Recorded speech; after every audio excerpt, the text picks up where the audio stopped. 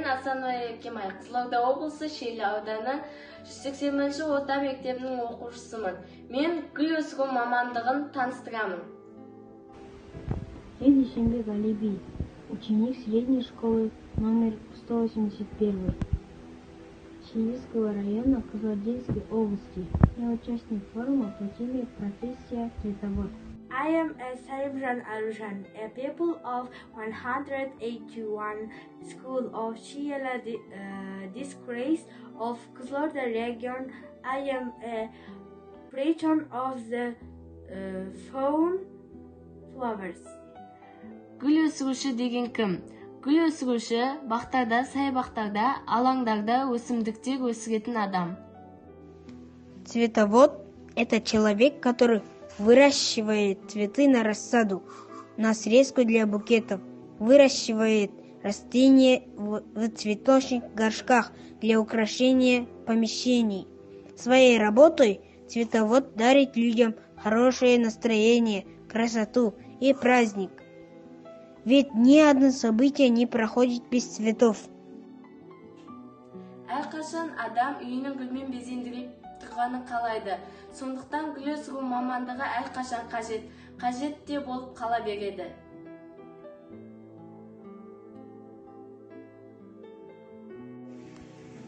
Во все времена человеку нравилось оформлять свои дома, свои праздники живыми цветами, а поэтому профессия цветовода была, есть и будет нужной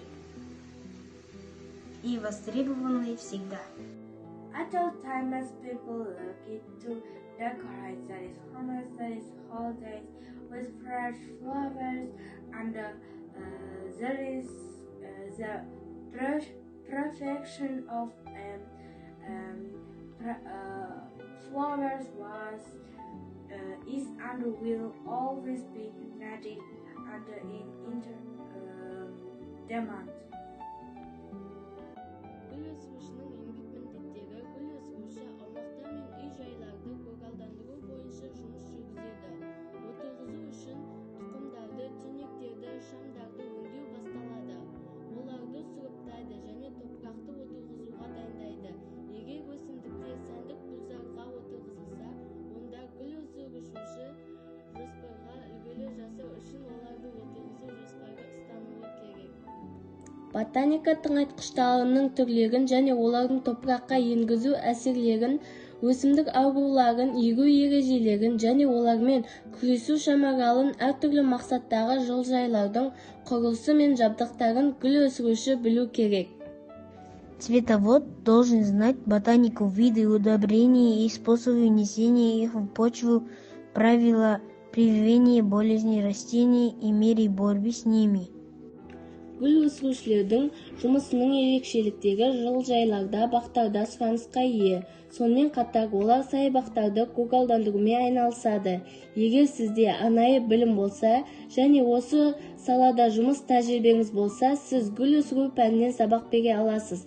Немесе гүл өсіру зертханасының жетекшісі бола аласыз. Гүл өсіру бақша өнеркәсібінің өте тиімді саласы болып табылады.